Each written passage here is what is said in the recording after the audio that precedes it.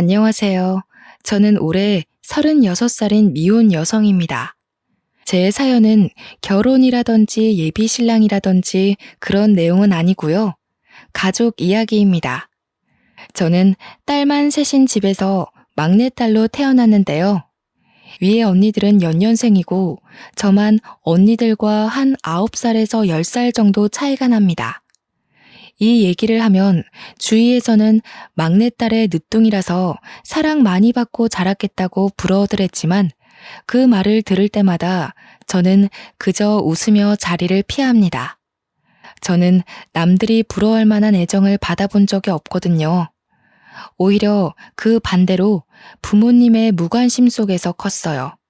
부모님 원망도 많이 했는데 오늘 이 시간을 통해서 부모님을 향했던 어리석은 미움을 털어버리고자 컴퓨터를 켰습니다.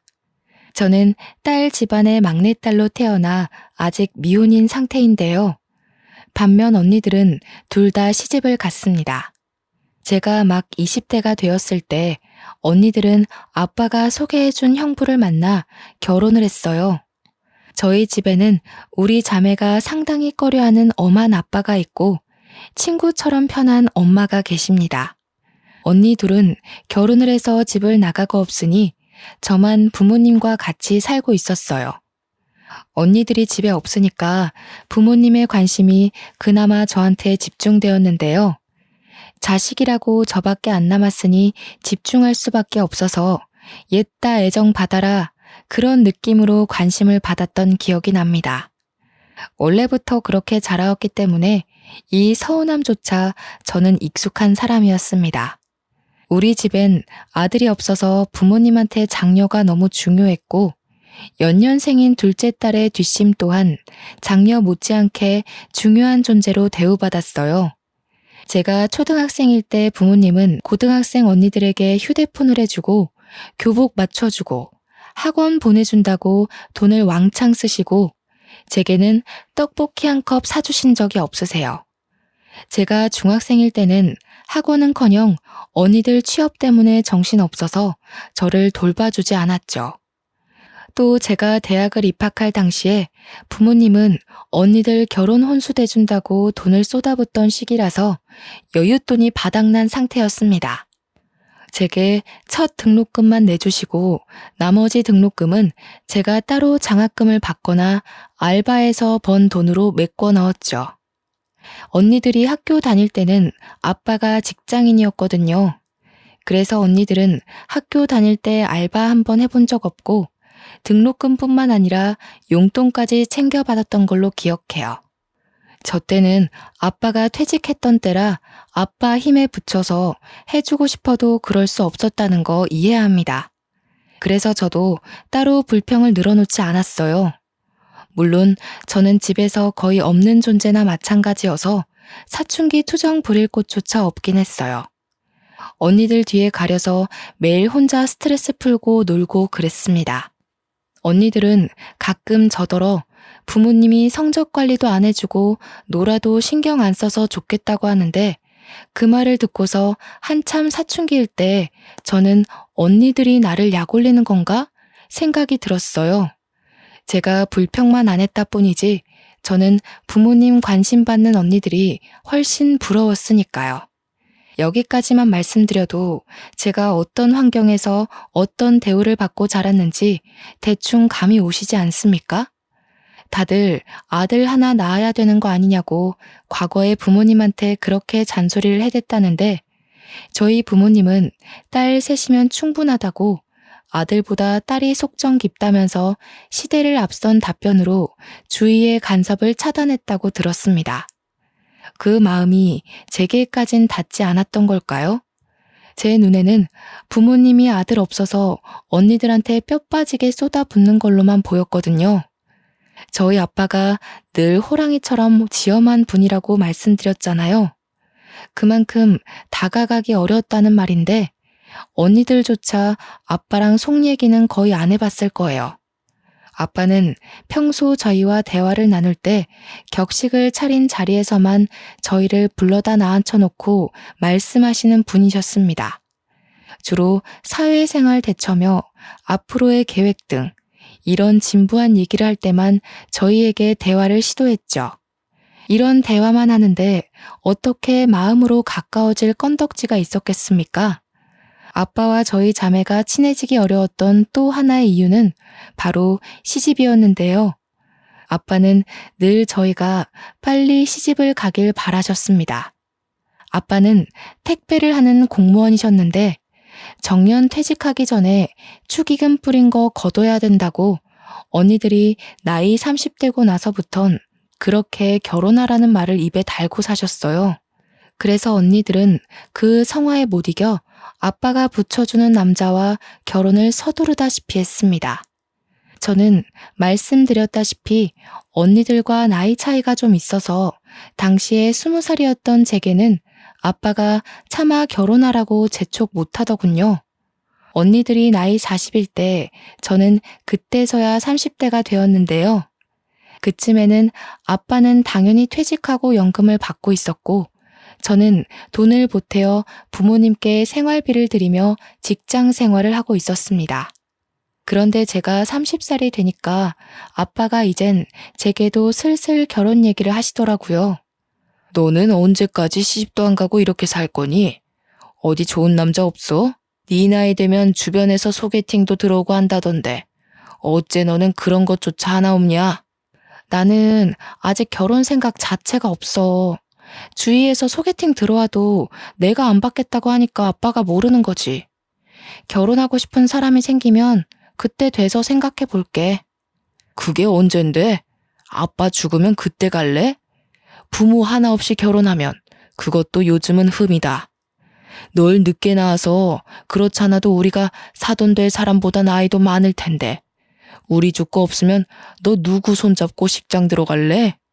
무슨 말을 또 그렇게 해. 그럼 내가 아무 남자 붙잡고 결혼했으면 좋겠어?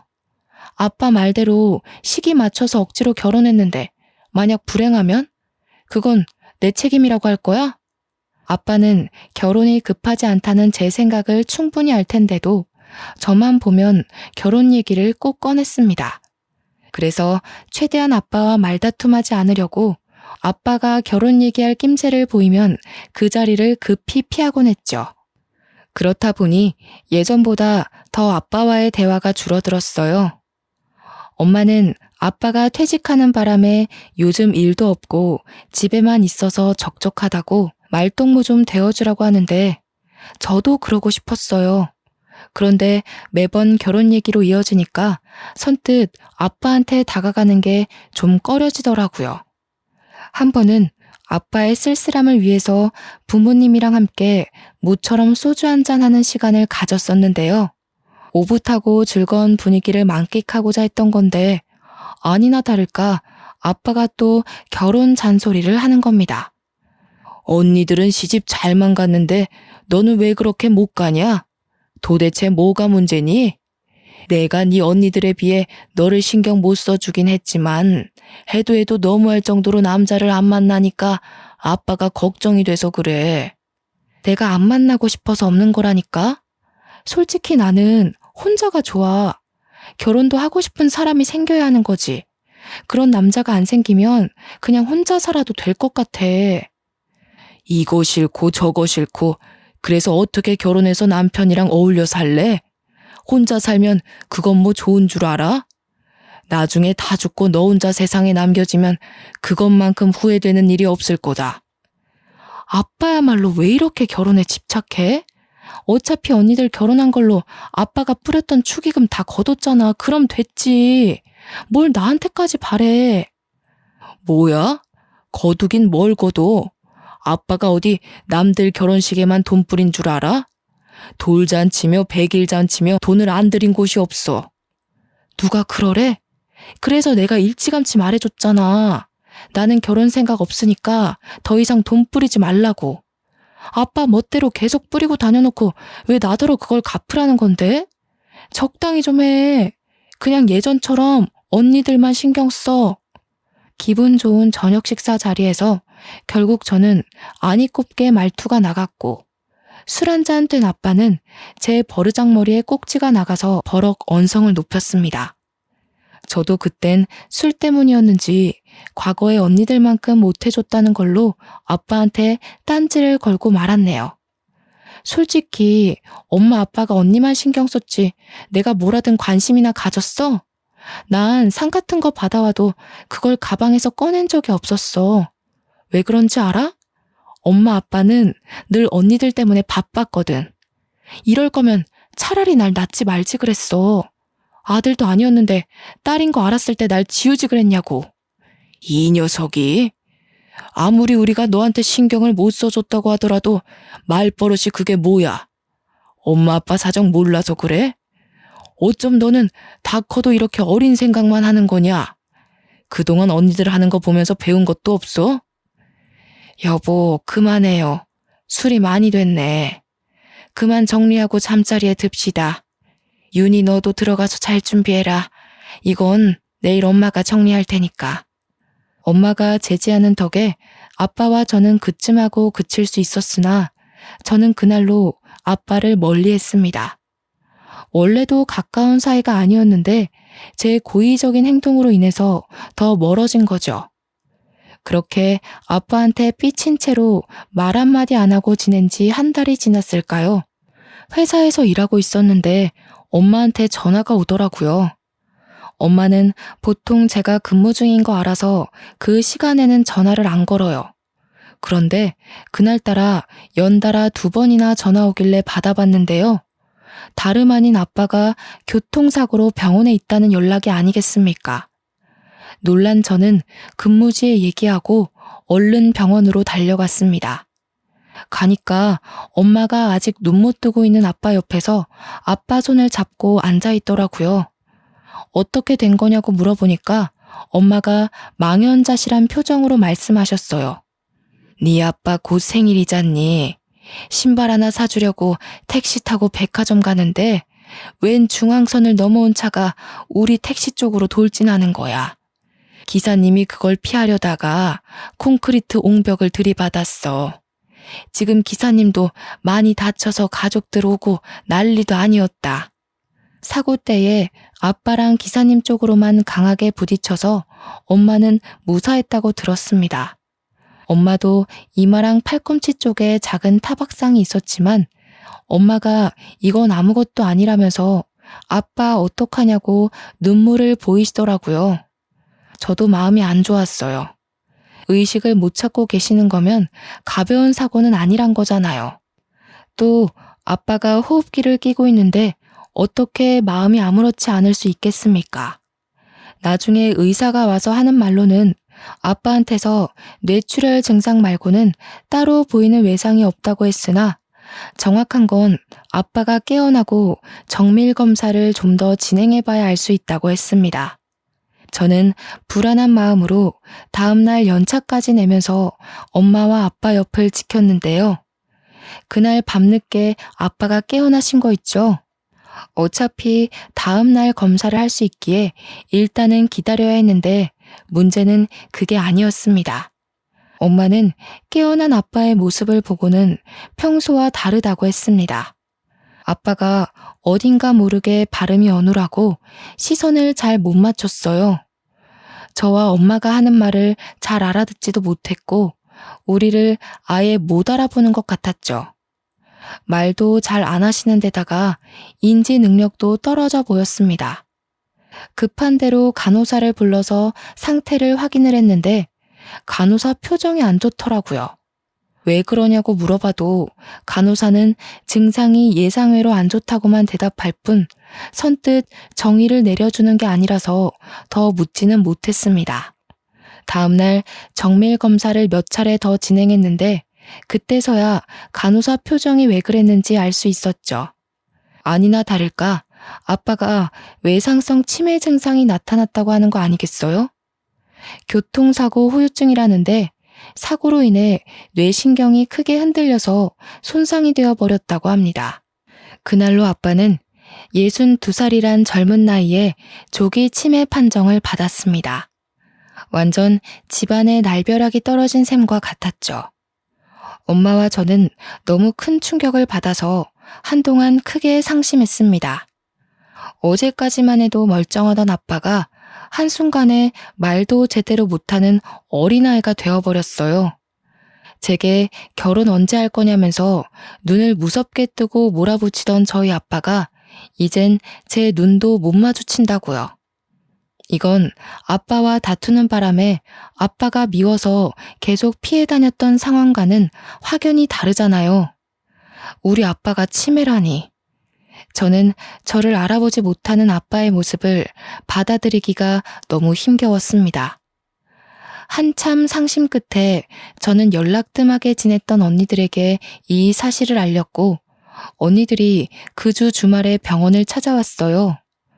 다른 지역에 사는 사람들이라서 본래 하던 일도 있고 주말에 시간 맞춰 오느라 다소 늦게 아빠를 살피러 왔는데요. 그래도 윤이 있어서 다행이다. 엄마 혼자 있었으면 봐주기 힘들었을 거잖아. 이게 보험 처리가 되는 문제였던가? 보험사 연락해봤어? 뇌 손상이라고 하더라도 치매 쪽으로 빠지면 보험에 불리하다는 말을 들은 것 같은데. 우선 여기 있지 말고 요양병원으로 옮기는 것부터 하자. 여기 병원 돈 많이 나와. 명절이 아니고서야 만날 일이 없어서 언니들과는 오랜만에 만나는 거였습니다. 그런데 저와 엄마와 달리 언니들은 아빠 증세를 보고도 생각보다 덤덤한 반응이더군요. 사정을 더 들어보니까 둘째 언니는 이미 심호되는 사람이 치매로 있었고 첫째 언니는 아빠한테 어릴 때 싸대기 맞은 기억 때문에 원래부터 아빠를 별로 안 좋아했던 거였어요. 그래도 그렇지 부모님이 사고가 나서 평생 장애를 안고 살게 생겼는데 너무 무심한 거 아닌가 싶더라고요. 아빠 병원비 나 혼자 감당하기 어려워. 당분간 검사도 주기적으로 받아야 된대. 엄마랑 나 생활할 돈 다 쏟아 부어도 부족할 판이야. 언니들이 돈 좀 보태줘야 돼. 우리 부모님 일이니까 저는 당연한 일이라 생각하고 제안했던 건데 형부들도 그렇고 언니들도 그렇고 제 말에 선뜻 대답하지 않는 겁니다. 서로 눈치를 보고 있는데 그 꼴이 딱 봐도 돈 나가는 게 아까워서 고민하는 모습이었습니다. 아이고 됐다. 무슨 가정 있는 사람들한테 돈을 달라고 하니 자기 식구들 먹고 살 여건도 빠듯할 텐데. 내가 저기 외가 쪽에 알아볼 테니까 너희들은 아빠 신경 쓰지 말고 한 번씩 안부 전화나 줘. 바쁜데 그만 돌아가도 좋아. 아무래도 엄마 또한 언니들과 형부들의 태도를 눈치챘나 봅니다. 괜히 거절당할 게 뻔해 보였는지 애초에 도움을 청하려고 하지도 않더라고요. 저는 이건 아니지 싶어서 막내지만 다 큰 언니들 앞에서 한 소리하고 말았습니다. 자식들이 버젓이 있는데 뭐하러 남한테 돈을 빌려. 우리가 보태서 아빠 병원비 하면 돼. 언니들이 좀 보태줘야지. 형부들 돈 많은 사람이잖아. 다른 사람도 아니고 우리 아빠가 위급해. 아빠가 언니들한테 쏟아부은 돈이 얼만데 병원비 한 번 대주는 게 그렇게 싫어? 아빠한테 쓰는 돈이 아까워서 이러는 거야? 넌 따로 챙길 식구가 없으니까 그런 맘 편한 소리 하는 거지. 그리고 아빠가 우리한테 돈 쏟아부었다고 해서 우리가 마냥 행복했을 것 같니? 나랑 언니는 그게 제일 불행이었어. 제발 아빠가 우리한테 신경 좀 꺼주길 바랬다고. 사사건건 간섭받는 게 얼마나 숨막히는지 모르지 넌? 됐어. 우리끼리 싸워봤자 뭐해. 윤희야, 일단 병원비에 대해서는 우리가 의논해보고 연락해줄게. 근데 언니가 한마디만 하자. 보이는 대로만 생각하지 마. 우리한테는 아빠 울타리가 지옥이나 다름없었어. 저는 그냥 자식된 도리로서 병원비 좀 보태달라고 했을 뿐인데 제가 이런 경고까지 들어야 할 정도로 잘못했던 걸까요? 첫째 언니나 둘째 언니나 제 말에 울컥해서 아빠에 대한 반감을 고백했는데 이 자리에 아빠가 있다는 것도 잊었나 봅니다. 아무리 아빠 정신이 온전치 못한 상태라고 해도 아빠가 함께 있는 자리였단 말이에요. 어떻게 저리 기본적인 도리도 없을 수가 있죠? 엄마는 이미 언니들을 등지고서 아빠만 살피고 있었는데 표정을 보니까 언니들한테 실망한 기색이 역력했어요. 그런데도 그 실망한 표정을 언니들한테는 들키지 않으려고 숨기더군요. 언니들은 그 정도의 말밖에 안 하고는 고작 병실에 30분 정도 있다가 우르르 나가버렸습니다. 심지어 전화로 연락해준다고 하더니 며칠을 기다려도 전화 한 통이 안 오더군요. 그래서 제가 작은 언니한테 먼저 전화를 걸었습니다. 내 돈이 아니잖아. 나도 그날 집에 내려가는 길에 네 형부랑 많이 다퉜어. 지금 합의 본 액수가 한 100만 원이거든? 더는 어려워. 100만 원? 아니 병원비에 앞으로 요양비까지 들어갈 돈이 많아. 그럼 나랑 엄마는 손가락 빨면서 지내? 아무리 출가 외인이라지만 너무하는 거 아니야? 그럼 어떡하라고. 네 형부 엄마도 치매 환자야. 이미 거기에도 돈 엄청 들어가. 가뜩이나 애들 학비까지 대줘야 돼서 우리도 예전만큼 넉넉지가 않다고. 저도 무턱대고 돈을 달라고 할 생각은 없었지만 작은 언니가 말하는 태도가 너무 기분 나쁘더라고요. 그래서 몇 분을 더 따지고 들었던 것 같습니다. 작은 언니만 그랬으면 제가 이 정도로 우라통이 터지진 않았을 겁니다. 큰언니라는 사람은 작은 언니보다 더 했는데요. 왜냐면 큰언니는 고등학교 때까지 아빠한테 싸대기를 맞았거든요. 장녀라는 이유만으로 큰언니는 가장 가혹한 훈육을 당해왔어요.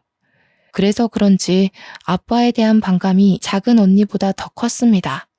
아빠가 붙여준 남자랑 결혼하는 바람에 내 인생 망했다고.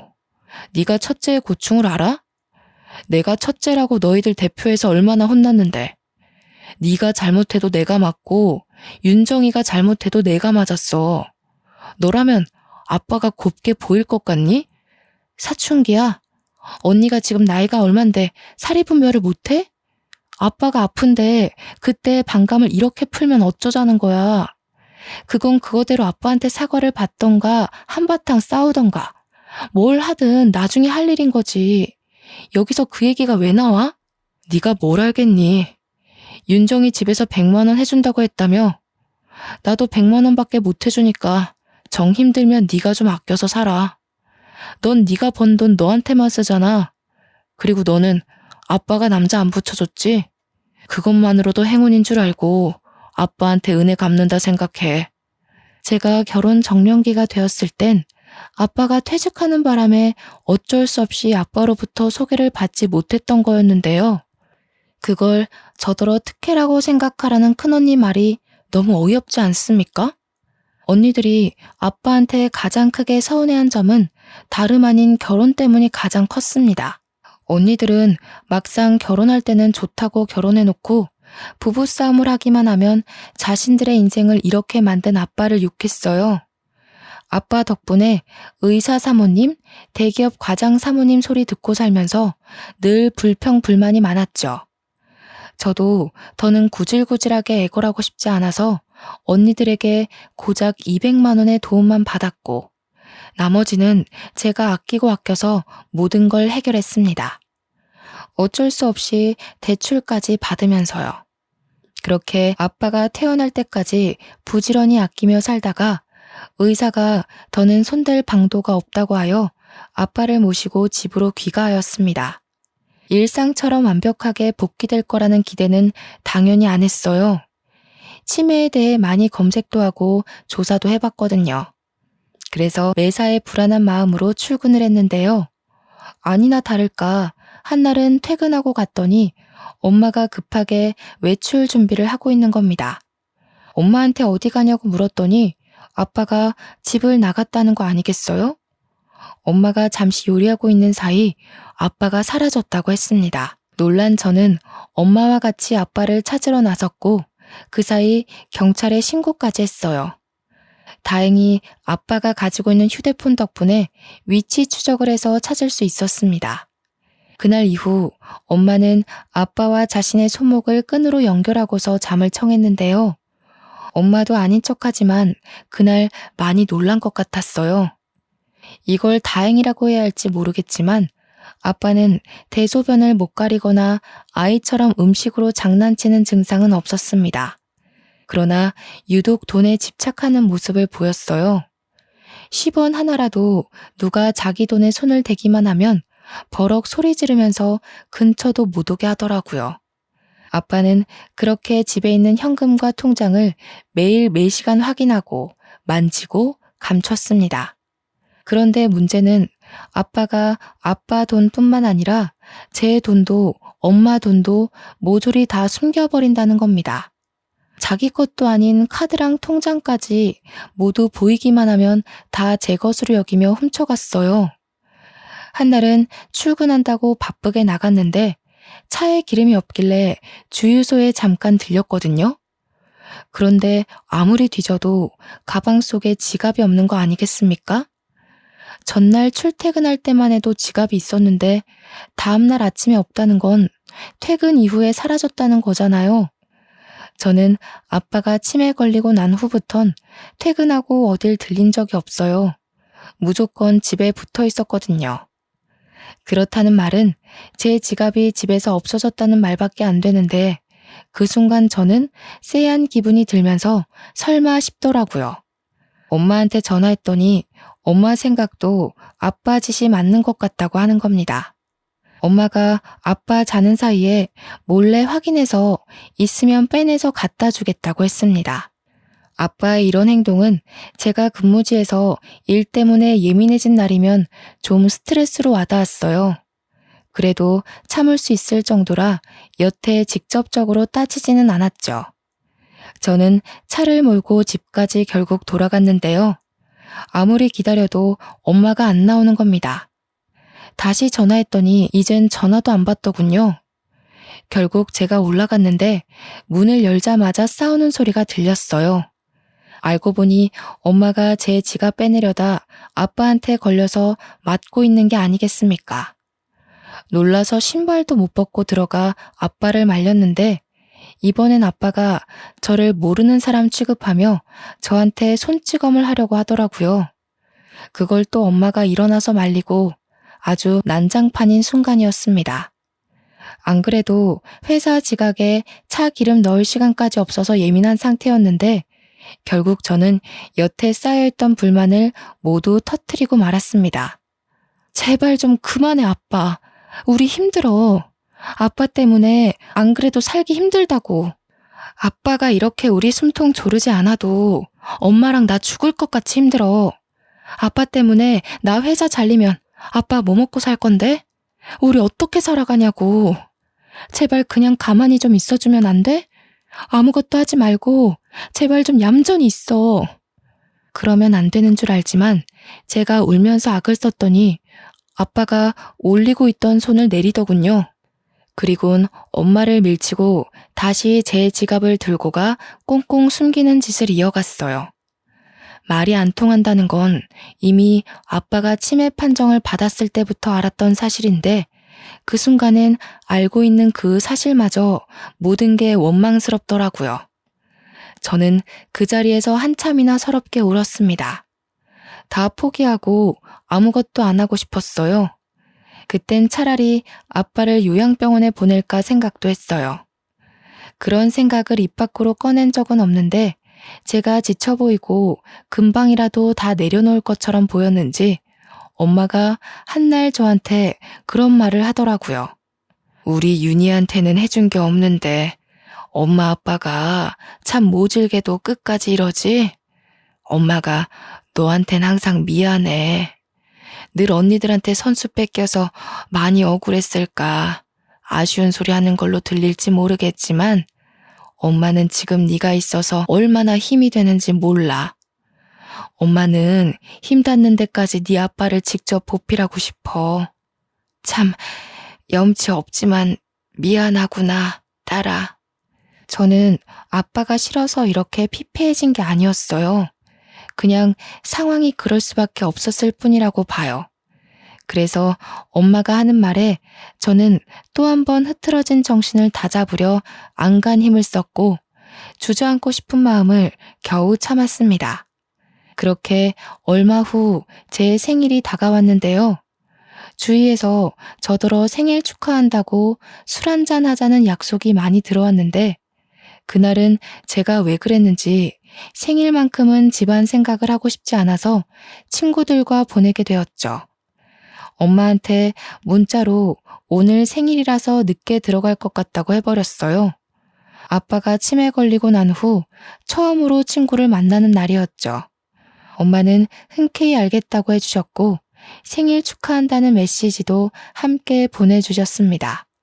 그 자리에서 저는 동료 직원 제안으로 남자까지 소개받으며 분위기를 즐기려고 애썼어요.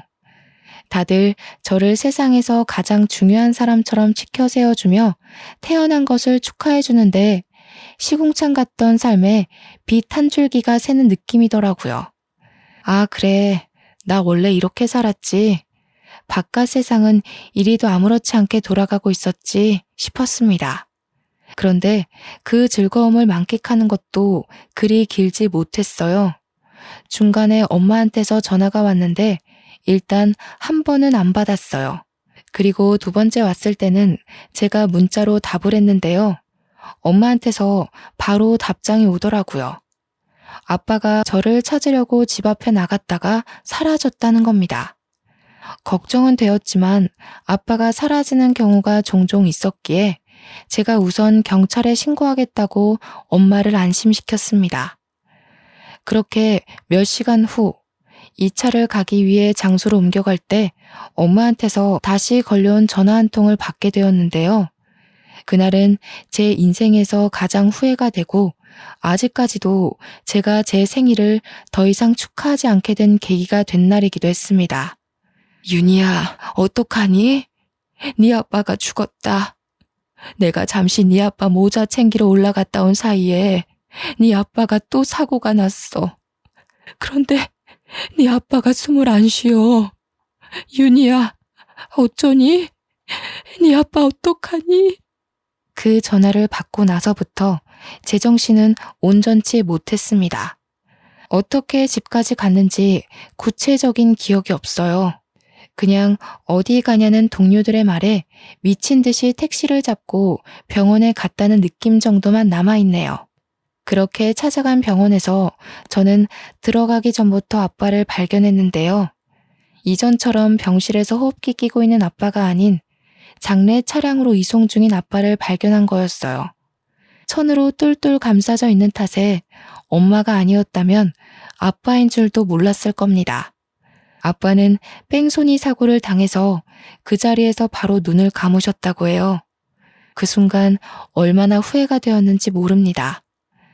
그냥 술자리 가지 말고 집에 갔다면, 내가 제 시간에 집에 들어가서 가족들이랑 생일을 보냈다면, 그랬다면 우리 아빠가 죽지 않았을 텐데.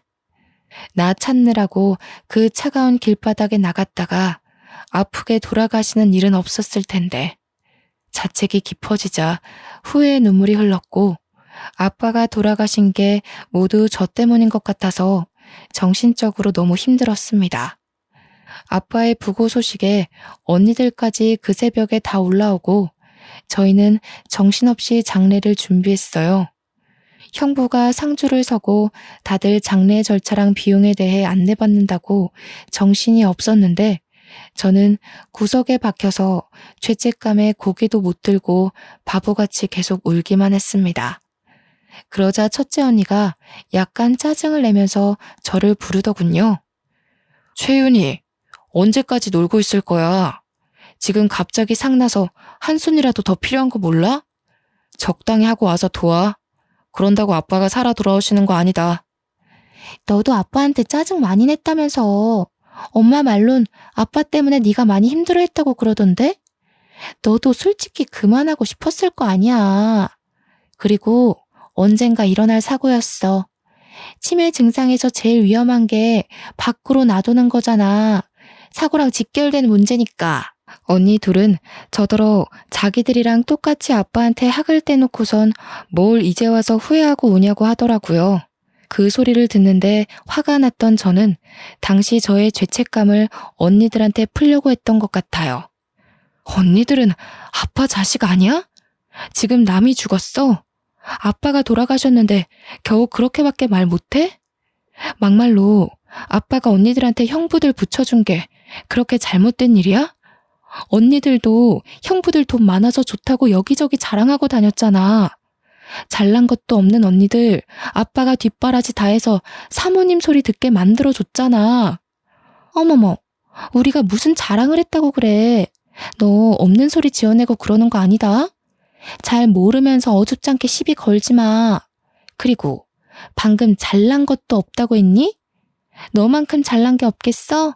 머리에 피도 안 마른 게 기어오르네. 아빠 방법이 틀렸다고 해도 나는 언니들이 그걸 이해해줄 나이가 됐다고 봤어. 나도 아빠가 어떤 마음으로 언니들한테 애썼는지 알겠는데 언니들은 대체 왜 몰라?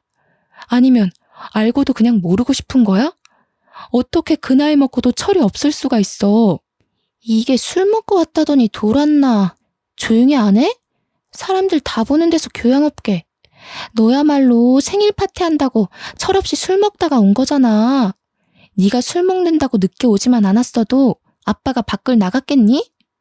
그렇잖아도 제가 스스로 자책하고 있던 부분을 작은 언니가 콕 집어 얘기해주니까 순간 목구멍이 턱 막히더라고요. 당시에는 그랬어요. 아무리 이런저런 이유를 갖다 붙여도 아빠가 돌아가신 건 결국 저 때문이라는 결론밖에 내릴 수가 없었죠. 저제, 이러지 말고 그냥 앉아서 쉬어. 우리가 다 할게. 그리고 이거, 돈 필요하면 나한테 따로 연락해. 내가 처제라면 얼마든지 보태줄 수 있어. 형부가 슬쩍 제 손에 무언가를 쥐어줬는데 다름 아닌 돈이었습니다. 그러면서 제게 귓속말로 덧붙이는 말이 부르기만 하면 언제든지 서울로 올라온다는 겁니다. 아, 그러고 보니 현실 때문에 잠시 잊고 살았는데요. 제게는 언니들한테 말 못했던 엄청난 비밀이 하나 있었습니다. 큰형부, 작은형부 둘 다 제게 다른 마음을 품고 있었다는 거예요. 과거의 형부들은 하나같이 전부 언니들을 소개받고도 저한테 따로 관심을 보였습니다. 막내딸은 얼굴도 안 보고 데려간다는데 제가 딱 그 짝이었거든요. 제 입으로 이런 말 하기 좀 그렇지만 우리 세 자매들 중 제가 가장 외적으로 뛰어난 편이었어요. 부모님이 뒷바라지 팍팍 해줘서 잘 나갔던 건 언니들이었지만 주위 이웃이나 지나가는 사람들은 외적인 것 하나만 보고서 언니들이 아닌 제게 더 많은 관심을 주었습니다. 형부들도 마찬가지였죠. 비록 아빠를 통해서 언니들을 소개받았지만 사실 저와 결혼을 하고 싶었던 겁니다. 형부들은 언니들이랑 결혼하고도 신혼 초에 저한테 연락을 많이 보냈었어요.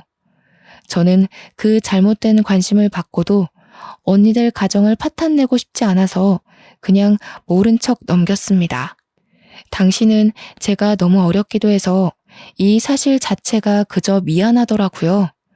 그래서 언니들한테 영원히 숨길 비밀로 혼자만 알고 있던 사실이었습니다. 그런데 장례식장에서 저는 그 마음이 틀어지고 말았죠. 당장 이곳을 초토화시켜버릴 수 있었지만 저 또한 아빠한테 잘한 것 없는 입장이기에 일단 장례만큼은 조용히 치르고 싶었어요. 그래서 우선은 참고 넘겼습니다. 아마 언니들은 형부들의 흑심을 까맣게 모르고 있을 겁니다. 저 또한 형부들의 흑심이 여태까지 이어져 왔는지는 몰랐는데 이참에 잘 됐다고 봐요. 언니들 가정을 확실히 망쳐놓을 수 있을 것 같거든요. 차라리 제대로 인생 망해봐야 아빠도 욕먹는 게 덜 억울하지 않겠습니까? 그렇게 인정 없는 장례 절차를 마치고 집으로 돌아온 날, 저는 엄마랑 같이 아빠 물건을 정리했어요. 그때 엄마가 제게 무언가를 건네줬는데 저는 그걸 바로 알아볼 수 있었죠. 그건 다름 아닌 아빠가 그렇게 끼고 사수했던 통장들 중 하나였습니다. 받아. 아빠가 너 주려고 가지고 있던 거야. 너 결혼하면 줄 예단비인데 너 크면 꼭 챙겨줄 거라고 그렇게 꽁꽁 감추고 있었어. 코앞에 있던 자기 딸도 못 알아봤으면서 통장 주인은 꼭 너라고 내내 당부했거든. 엄마가 힘겨운 마음을 다잡고 말하기를 아빠가 평소 엄마한테 그랬대요. 막내한테는 언니들만큼 못해줘서 늘 미안한 마음을 안고 살고 있다고요. 언니들은 태어날 때부터 걸음마를 하고 유치원을 가고 초중고에 대학까지 가는 내내 한시도 눈을 떼본 적이 없는데 결혼까지도 신경 써주고 모은 돈 다 털어가면서 바치고 그랬는데 저는 아빠 스스로도 평생 죄책감을 묻어두고 있었을 정도로 쓸쓸히 크게 했다고 말이에요. 아빠도 그걸 알아서 제 생각만 하면 그렇게 미안한 마음밖에 없었다고 합니다. 그나마 저한테는 해줄 수 있는 게 이것밖에 없었기에 아빠는 연금에서 생활비를 제한 모든 돈을 차곡차곡 모았다고 했어요. 엄마가 주는 통장을 받고 그걸 펼쳐보는데 저는 바닥에 놓인 아빠의 영정사진을 차마 쳐다볼 수가 없었습니다. 통장 내용을 보자마자 눈물을 터뜨렸기 때문인데요. 통장 잔액 옆에 입금자 명이 전부 미안해 막내딸로 기재되어 있는 거 아니겠습니까? 평소 고맙다, 미안하다 이런 말 못하시는 분이라는 걸 알아서 이 간결한 표현 하나만으로도 아빠의 마음이 얼마만큼 담겨 있는지가 충분히 느껴졌어요. 아빠는 어릴 때부터 어렵게 살아서 자식만큼은 돈 때문에 걱정하지 않도록 살게 해주려고 젊은 시절부터 피땀 흘려 일만 했다고 했습니다. 엄마가 옆에서 지켜보는데 단 한순간도 제대로 휴일을 보낸 적이 없었다고 했어요. 주말에도 친구 일하는 데 가서 일용직으로 돈을 벌었고 평일에는 택배 일하면서 돈을 벌었고 허리가 아픈데도 병원비 나가는 게 아까워서 파스만 붙이며 견뎠다고 합니다. 기억할지 모르겠는데 아빠가 치매 걸리고 나서 다른 건 다 기억 못해도 딸들 생일은 꼭 기억하더라고.